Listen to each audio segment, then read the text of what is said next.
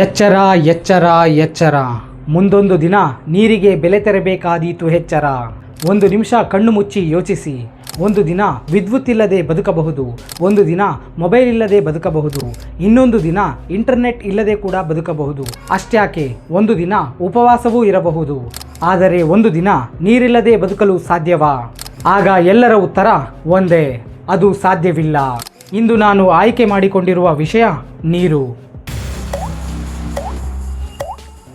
ನೀರು ಕೇವಲ ಒಂದು ಲಿಕ್ವಿಡ್ ಅಲ್ಲ, ನೀರು ಫ್ರೀಯಾಗಿ ಸಿಗುವ ವಸ್ತುವೂ ಅಲ್ಲ, ಅದು ಜೀವಜಲ.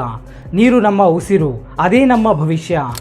ಧನಿಕನಿಗೂ ನಿರ್ಗತಿಕನಿಗೂ, ಮಾತು ಬಲ್ಲವನಿಗೂ ಮಾತು ಅರಿಯದವನಿಗೂ, ಸಕಲ ಚರಾಚರ ಪ್ರಾಣಿ ಸಂಕುಲಕ್ಕೂ ಬೇಕಾದ ಅಮೃತವೇ ಈ ನೀರು. ಇವತ್ತು ನಮಗಾಗಿ ಉಳಿದಿರುವುದು ಒಂದೇ ಹನಿ. ವಿಡಿಯೋಗೆ ತಮಗೆಲ್ಲ ಸ್ವಾಗತ. Hi friends, welcome back to Shri anchoring YouTube channel. ನೀರಿಲ್ಲದ ನಮ್ಮ ಭವಿಷ್ಯ ಈ 10 ನಿಮಿಷ. ಈ 10 ನಿಮಿಷ ನನ್ನದಲ್ಲ ಅಂತ ವಿಡಿಯೋನ ಸಂಪೂರ್ಣವಾಗಿ ನೋಡಿ. ನೀರನ್ನು ನಾವು ಹೇಗೆ ಬೆಳೆಸುತ್ತಿದ್ದೇವೆ, ಮುಂದಿನ ದಿನಗಳಲ್ಲಿ ನೀರಿನ ಪ್ರಭಾವ ಮನುಷ್ಯರ ಮೇಲೆ, ಪ್ರಾಣಿಗಳ ಮೇಲೆ ಯಾವೆಲ್ಲ ಪರಿಣಾಮಗಳನ್ನು ಬೀರಬಹುದು ಅಂತ ಈ ವಿಡಿಯೋದಲ್ಲಿ ನಿಮಗೆ ತಿಳಿಸಿಕೊಡ್ತೇನೆ. ಹಾಗೆ ಮನುಷ್ಯ ತನ್ನ ಆಸೆಗೆ ಎಷ್ಟೆಲ್ಲ ನೀರು ವೇಸ್ಟ್ ಮಾಡ್ತಾನೆ ಅಂತ ಈ ವಿಡಿಯೋದಲ್ಲಿ ತಿಳಿಸ್ತೇನೆ. ಒಂದು ಸಣ್ಣ ಕತೆ. ಒಂದು ಹಳ್ಳಿಯಲ್ಲಿ 2 ಮಕ್ಕಳು ಇದ್ದರು. ಒಬ್ಬ ಹುಡುಗ ಪ್ರತಿದಿನ ಟ್ಯಾಪ್ ತೆರೆದು ನೀರನ್ನು ಚೆಲ್ಲೋದು, ಸುಮ್ಮನೆ ಸ್ನಾನ ಮಾಡೋದು, ನಲ್ಲಿನ ಆನ್ ಮಾಡಿ ಮರೆತು ಬಿಡೋದು ಮಾಡುತ್ತಿದ್ದ. ಇನ್ನೊಬ್ಬ ಹುಡುಗಿ ಒಂದು ಬಕೆಟ್ ನೀರಿಂದ ಮನೆ ಕೆಲಸವನ್ನೆಲ್ಲ ಮುಗಿಸುತ್ತಿದ್ದಳು. ದಿನ ಬಳಕೆಗೆ ನೀರು ಎಷ್ಟು ಬೇಕೋ ಅಷ್ಟು ಮಾತ್ರ ಬಳಸುತ್ತಿದ್ದಳು. 10 ವರ್ಷಗಳ ನಂತರ ಆ ಹಳ್ಳಿಗೆ ಬರಗಾಲ ಬಂದಿತು. ಬಾವಿಗಳೆಲ್ಲ ಒಣಗಿ ಹೋದವು, ನದಿ ನೀರು ಕಡಿಮೆಯಾಯಿತು. ಟ್ಯಾಂಕರ್ ನೀರಿಗಾಗಿ ಜನರು ಪರದಾಡುವಂತಹ ಸ್ಥಿತಿ ನಿರ್ಮಾಣವಾಯಿತು. ಕುಡಿಯಲು ನೀರು ಸಿಗದೆ ಪ್ರಾಣಿಗಳು ಒಂದೊಂದೇ ಪ್ರಾಣ ಕಳೆದುಕೊಳ್ಳುತ್ತಿದ್ದವು. ಜನರು ನೀರಿಗಾಗಿ ಪರದಾಡುವ ಸಮಯ ಆರಂಭವಾಯಿತು. ಆಗ ಮೊದಲ ಹುಡುಗ ಹೇಳಿದ, ನೀರು ಇಷ್ಟು ಅಮೂಲ್ಯ ಎಂದು ನನಗೆ ಮೊದಲೇ ಗೊತ್ತಿದ್ದರೆ ನಾನು ಒಂದು ಹನಿಯನ್ನು ವ್ಯರ್ಥ ಮಾಡುತ್ತಿರಲಿಲ್ಲ. ಇಂದಿಗಾಗಿ ನಾನು ಅಂದೇ ನೀರು ಉಳಿಸಬೇಕಿತ್ತು ಅಂತ. ಸ್ನೇಹಿತರೆ, ಈ ಕತೆ ಕೇವಲ ಕತೆ ಅಲ್ಲ, ಇದು ನಮ್ಮ ಭವಿಷ್ಯದ ಎಚ್ಚರಿಕೆ. ಭೂಮಿಯ ಮೇಲೆ ನೀರು ಎಷ್ಟಿದೆ? ನಮ್ಮ ಭೂಮಿಯನ್ನು ಬ್ಲೂ ಪ್ಲಾನೆಟ್ ಎಂದು ಕರೆಯಲಾಗುತ್ತೆ. ಯಾಕಂದರೆ ಸುಮಾರು 71 ಭಾಗ ನೀರಿನಿಂದ ಆವೃತವಾಗಿದೆ. ಇದನ್ನು ಕೇಳಿದಾಗ ಹಲವರು ಹೇಳುತ್ತಾರೆ, ಇಷ್ಟೊಂದು ನೀರು ಇದ್ದಾಗ ಸಮಸ್ಯೆ ಏನು ಅಂತ. ಆದರೆ ನಿಜವಾದ ವಿಷಯ ಈಗ ಶುರುವಾಗುತ್ತೆ. ಭೂಮಿಯಲ್ಲಿ ಒಟ್ಟು ನೀರಿನಲ್ಲಿ ಸುಮಾರು 97% ಸಮುದ್ರದ ಉಪ್ಪು ನೀರು ಇದೆ.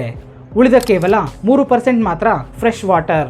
ಆ 3%ನಲ್ಲಿ ಕೂಡ ಬಹುಪಾಲು ಹಿಮಗಡ್ಡೆಗಳಾಗಿ ಇನ್ನೂ ಸ್ವಲ್ಪ ಭೂಮಿಯ ಅಂತರಾಳದಲ್ಲಿ ಇದೆ. ಮನುಷ್ಯರು ನೇರವಾಗಿ ಬಳಸಬಹುದಾದ ನೀರು ಕೇವಲ ಸುಮಾರು 1%ಗಿಂತ ಕಡಿಮೆ ಇದೆ. ಅಂದರೆ ನಿಮಗೆ ಅರ್ಥವಾಗುವ ರೀತಿಯಲ್ಲಿ ಹೇಳಬೇಕು ಅಂದರೆ, ಒಂದು ದೊಡ್ಡ 1000 ಲೀಟರ್ನ ಡ್ರಮ್ ಇದೆ ಎಂದು ಊಹಿಸಿ. ಅದರಲ್ಲಿರುವ 970 ಲೀಟರ್ ಕುಡಿಯಲು ಆಗುವುದಿಲ್ಲ. ಉಳಿದ 30 ಲೀಟರ್ ಫ್ರೆಶ್ ವಾಟರ್. ಆ 30 ಲೀಟರ್ನಲ್ಲಿ ಕೂಡ ಸುಮಾರು 29 ಲೀಟರ್ ಹಿಮಗಡ್ಡೆಗಳಾಗಿ ಮತ್ತು ಭೂಗರ್ಭದಲ್ಲಿ ಸಿಕ್ಕಿ ಹಾಕಿಕೊಂಡಿವೆ.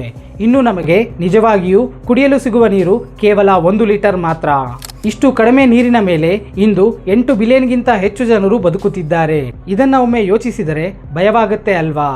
ಸೊ ನೀರು ಭೂಮಿ ಮೇಲೆ ಬೇಕಾದಷ್ಟು ಇದೆ ಅಂತ ನಂಬಿರುವ ಜನಗಳಿಗೆ ಈ ಒಂದು ವಿಡಿಯೋನ ಶೇರ್ ಮಾಡಿ. ಯಾಕೆ ಎಲ್ಲರೂ ನೀರನ್ನು ಉಳಿಸಿ ಉಳಿಸಿ ಅಂತ ಹೇಳ್ತಾರೆ? ಅಸಲಿಗೆ ಏನು ಈ ನೀರಿನ ಮಹತ್ವ ಅಂತ ಈಗ ತಿಳಿಯೋಣ. ನಮ್ಮ ದೇಹದಲ್ಲಿ ಸುಮಾರು 60ರಿಂದ 70% ನೀರಿದೆ. ಮೆದುಳು ಸುಮಾರು 75% ನೀರಿನಿಂದ ಕೂಡಿದೆ. ರಕ್ತದಲ್ಲಿ ಹೆಚ್ಚಿನ ಭಾಗ ನೀರೇ.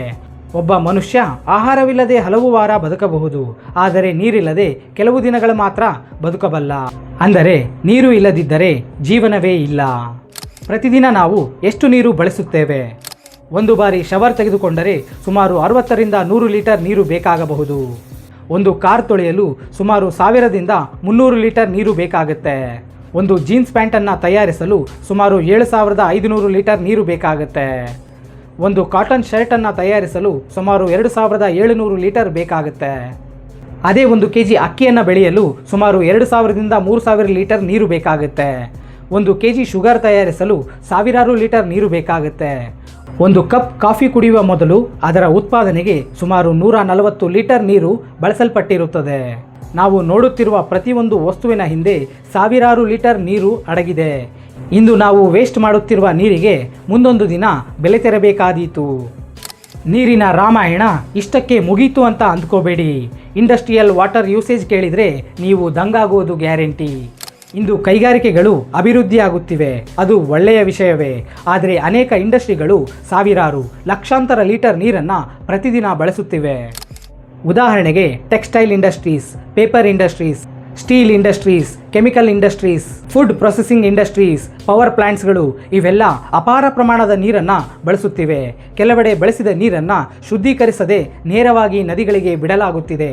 ಇದೊಂದು ವಿಪರ್ಯಾಸವೇ ಸರಿ. ಇದರಿಂದ ನೀರು ಕಲುಷಿತವಾಗುವುದಷ್ಟೇ ಅಲ್ಲ, ಅದರಲ್ಲಿರುವ ಪ್ರಾಣಿ ಸಂಕುಲ ಅಂದರೆ ಮೀನುಗಳು ಸಾಯುತ್ತವೆ, ಬೆಳೆಗಳು ಹಾಳಾಗುತ್ತವೆ. ಜನರಿಗೆ ಈ ನೀರುಗಳು ಕುಡಿಯುವುದರಿಂದ ಅನೇಕ ಕಾಯಿಲೆಗಳು ಬರುತ್ತವೆ.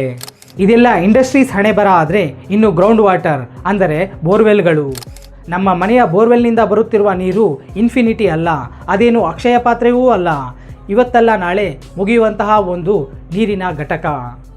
ಬೋರ್ವೆಲ್ನಿಂದ ಬರುವ ನೀರು ಸಾವಿರಾರು ವರ್ಷಗಳಿಂದ ಭೂಮಿಯಲ್ಲಿ ಸಂಗ್ರಹವಾಗಿರುವ ಗ್ರೌಂಡ್ ವಾಟರ್.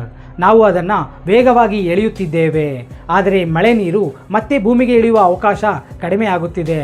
ಒಂದು ದಿನ ಬೋರ್ವೆಲ್ ಕೂಡ ಖಾಲಿಯಾಗಬಹುದು. ವಾತಾವರಣದಲ್ಲಿ ಆಗುವ ಬದಲಾವಣೆಗಳು, ಕ್ಲೈಮೇಟ್ ಚೇಂಜ್. ಇಂದು ಕ್ಲೈಮೇಟ್ ಚೇಂಜ್ ಕೂಡ ದೊಡ್ಡ ಸಮಸ್ಯೆ. ಒಂದು ಕಡೆ ಭೀಕರ ಮಳೆ, ಇನ್ನೊಂದು ಕಡೆ ಬರಗಾಲ, ಕೆಲವು ರಾಜ್ಯಗಳಲ್ಲಿ ಪ್ರವಾಹ, ಇನ್ನೂ ಕೆಲವು ಕಡೆ ಕುಡಿಯಲು ಕೂಡ ನೀರು ಇಲ್ಲ. ಇದು ಪ್ರಕೃತಿ ಮನುಷ್ಯನಿಗೆ ಕೊಡುತ್ತಿರುವ ವಾರ್ನಿಂಗ್. ಭಾರತದಲ್ಲಿ ನೀರಿನ ಸಮಸ್ಯೆ.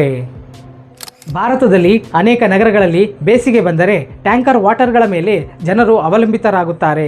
ಹಲವು ಹಳ್ಳಿಗಳಲ್ಲಿ ಮಹಿಳೆಯರು ಪ್ರತಿದಿನ ಕಿಲೋಮೀಟರ್ ಗಟ್ಟಲೆ ನಡೆದು ನೀರು ತರುತ್ತಾರೆ. ಇದು ಕೇವಲ ಸಿನಿಮಾ ಕಥೆಯಲ್ಲ, ಇದು ನಮ್ಮ ದೇಶದಲ್ಲಿ ನಡೆಯುತ್ತಿರುವ ವಾಸ್ತವ. ಒಂದು ಹನಿಯ ನೀರಿನ ಬೆಲೆ.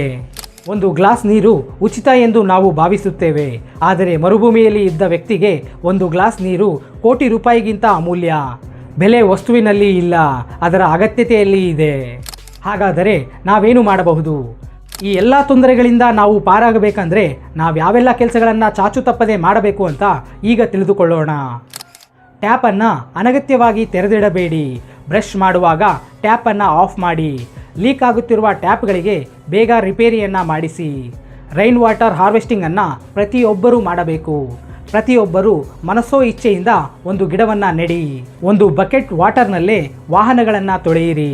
ನೀರನ್ನು ಅಗತ್ಯವಿರುವಷ್ಟು ಮಾತ್ರ ಬಳಸಿ. ಅನಗತ್ಯವಾಗಿ ನೀರನ್ನು ಚೆಲ್ಲಬೇಡಿ. ನೀರನ್ನು ಉಳಿಸುವುದು ಗೌರ್ಮೆಂಟ್ ಕೆಲಸವಲ್ಲ, ಅದು ನನ್ನ ಕೆಲಸ, ನಮ್ಮ ಕೆಲಸ, ನಮ್ಮ ಊರಿನ ಕೆಲಸ, ನಮ್ಮ ಸಿಟಿಯ ಕೆಲಸ, ನಮ್ಮ ರಾಜ್ಯದ ಕೆಲಸ. ನಮ್ಮ ಕೆಲಸಕ್ಕೆ ನಾವೇ ಜವಾಬ್ದಾರರು. ನಮ್ಮ ನೀರನ್ನು ನಾವೇ ಉಳಿಸಿಕೊಳ್ಳಬೇಕು. ನಾವು ಇದೇ ರೀತಿ ನಮ್ಮ ನೀರಿನ ಬಗ್ಗೆ ನಾವು ಜವಾಬ್ದಾರಿಯನ್ನು ತೆಗೆದುಕೊಳ್ಳದಿದ್ದರೆ ಮುಂದೊಂದು ದಿನ ಏನಾಗಬಹುದು ಅಂತ ಒಮ್ಮೆ ಊಹಿಸಿ ನೋಡೋಣ. ಉದಾಹರಣೆ, ನಾವು 2045ನೇ ವರ್ಷದಲ್ಲಿ ಇದ್ದೇವೆ ಅಂತ ಊಹಿಸಿ. ಒಬ್ಬ ತಾತ ತನ್ನ ಮೊಮ್ಮಗನಿಗೆ ಹೇಳುತ್ತಾನೆ, ನಮ್ಮ ಕಾಲದಲ್ಲಿ ನದಿಗಳು ಹರಿಯುತ್ತಿದ್ದವು. ಮೊಮ್ಮಗ ಕೇಳುತ್ತಾನೆ, ನದಿ ಅಂದರೆ ಏನು ತಾತ ಅಂತ. ಆ ಪ್ರಶ್ನೆ ಕೇಳುವ ದಿನ ಬರಬಾರದು. ಅದಕ್ಕಾಗಿ ನಾವು ಇಂದು ಎಚ್ಚರವಾಗಿ ಇರೋಣ. ನೀವು ವಿದ್ಯಾರ್ಥಿಗಳು ಅಥವಾ ಶಿಕ್ಷಕರು ಅಥವಾ ಯಾವುದೇ ನಾಗರಿಕರಾಗಿದ್ದರೂ ನಿಮಗೆ ಈ ಒಂದು ಸಂದೇಶ. ಪ್ರಿಯ ಜನರೇ, ನೀವು ಇಂದು ಒಂದು ಟ್ಯಾಪನ್ನು ಮುಚ್ಚಿದರೆ ಅದು ಸಣ್ಣ ಕೆಲಸವಲ್ಲ.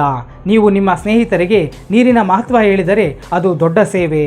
ನೀವು ಒಂದು ಗಿಡ ನೆಟ್ಟರೆ ಅದು ಭವಿಷ್ಯಕ್ಕೆ ಕೊಟ್ಟ ಒಂದು ಉಡುಗೊರೆ. ನಿಮ್ಮಿಂದಲೇ ಒಂದು ಸ್ಕೂಲ್ ಬದಲಾಗಬಹುದು, ನಿಮ್ಮಿಂದಲೇ ಒಂದು ಊರು ಬದಲಾಗಬಹುದು, ನಿಮ್ಮಿಂದಲೇ ನಮ್ಮ ದೇಶವೇ ಬದಲಾಗಬಹುದು. ಸ್ನೇಹಿತರೆ, ನಾವು ಬ್ಯಾಂಕ್ನಲ್ಲಿ ಹಣ ಉಳಿಸುತ್ತೇವೆ, ಮೊಬೈಲ್ನಲ್ಲಿ ಬ್ಯಾಟರಿಯನ್ನು ಉಳಿಸುತ್ತೇವೆ, ಇಂಟರ್ನೆಟ್ ಖಾಲಿಯಾಗುತ್ತೆ ಅಂತ ಡಾಟಾವನ್ನು ಕೂಡ ಆಫ್ ಮಾಡುತ್ತೇವೆ. ಆದರೆ ಜೀವ ಉಳಿಸುವ ನೀರನ್ನು ಮಾತ್ರ ಯಾಕೆ ಉಳಿಸುತ್ತಿಲ್ಲ? ಇಂದು ನಾವು ನೀರನ್ನು ಉಳಿಸಿದರೆ ನಾಳೆ ನಮ್ಮನ್ನು ಆ ನೀರು ಉಳಿಸುತ್ತದೆ.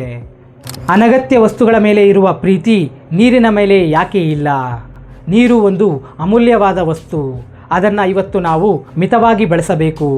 ಹಣ ಇಲ್ಲದಿದ್ದರೆ ಬದುಕಬಹುದು, ಮೊಬೈಲ್ ಇಲ್ಲದೆ ಬದುಕಬಹುದು, ನೀರಿಲ್ಲದೆ ಯಾವ ಜೀವಿಯೂ ಕೂಡ ಬದುಕಲಾರದು. ಒಂದು ಹನಿ ನೀರನ್ನು ಉಳಿಸುವುದು ಎಂದರೆ ಒಂದು ಜೀವವನ್ನೇ ಉಳಿಸಿದಂತೆ. ಬನ್ನಿ ಎಲ್ಲರೂ ಇಂದು ಒಂದು ಸಂಕಲ್ಪವನ್ನು ಕೈಗೊಳ್ಳೋಣ. ನಾನು ನೀರನ್ನು ವ್ಯರ್ಥ ಮಾಡುವುದಿಲ್ಲ. ನನ್ನ ಕುಟುಂಬಕ್ಕೂ ನೀರನ್ನು ಉಳಿಸುವ ಅಭ್ಯಾಸವನ್ನು ಮಾಡುತ್ತೇನೆ. ನನ್ನ ಶಾಲೆಯಲ್ಲಿ, ನನ್ನ ಮನೆಯಲ್ಲಿ, ನನ್ನ ಊರಿನಲ್ಲಿ ನೀರು ಉಳಿಸುವ ಜಾಗೃತಿಯನ್ನು ಮೂಡಿಸುತ್ತೇನೆ. ನೀರನ್ನು ಮಿತವಾಗಿ ಬಳಸಿ ಸಕಲ ಚರಾಚರ ಜೀವರಾಶಿಗಳನ್ನು ಬದುಕಿಸಿ. ನೋಡಿದ್ರಲ್ಲ ಸ್ನೇಹಿತರೆ, ಇದಿಷ್ಟು ಈ ವಿಡಿಯೋದ ಮಾಹಿತಿಯಾಗಿತ್ತು. ನೀರನ್ನು ಹೇಗೆ ಬಳಸಬೇಕು, ಯಾವೆಲ್ಲ ರೀತಿ ನೀರನ್ನು ದುರುಪಯೋಗ ಮಾಡಲಾಗುತ್ತಿದೆ, ಯಾವ ರೀತಿ ಮನುಷ್ಯ ನೀರನ್ನು ಉಳಿಸುವ ಅಭ್ಯಾಸಗಳನ್ನು ಕಲಿಬೇಕು ಅಂತ ಈ ವಿಡಿಯೋದಲ್ಲಿ ತಿಳ್ಕೊಂಡೆವು. ಈ ಒಂದು ವಿಡಿಯೋವನ್ನು ದಯವಿಟ್ಟು ನಿಮಗೆ ಆದಷ್ಟು ಜನಗಳಿಗೆ ತಲುಪಿಸಿ. ನೀರನ್ನು ಹೆಚ್ಚಾಗಿ ಪೋಲ್ ಮಾಡುವವರಿಗೆ ಈ ಒಂದು ವಿಡಿಯೋವನ್ನು ಶೇರ್ ಮಾಡಿ. ಈ ವಿಡಿಯೋ ಇಷ್ಟವಾಗಿದ್ದರೆ ತಪ್ಪದೇ ಒಂದು ಲೈಕ್ ಮಾಡಿ. ಹಾಗೆ ಇದೇ ರೀತಿಯ ಕಂಟೆಂಟ್ಗಳಿಗಾಗಿ ಕೆಳಗೆ ಕಾಣುತ್ತಿರುವ ಸಬ್ಸ್ಕ್ರೈಬ್ ಬಟನ್ ಮೇಲೆ ಕ್ಲಿಕ್ ಮಾಡಿ, ಪಕ್ಕದಲ್ಲಿ ಬರುವ ಬೆಲ್ ಐಕಾನ್ ಮೇಲೆ ಕ್ಲಿಕ್ ಮಾಡಿ ಆಲ್ ಅಂತ ಸೇವ್ ಮಾಡಿ. ಮುಂದಿನ ವಿಡಿಯೋದೊಂದಿಗೆ ಮತ್ತೆ ಸಿಗೋಣ. ಅಂಟಿಲ್ ದೆನ್ ಬಾಯ್ ಬಾಯ್.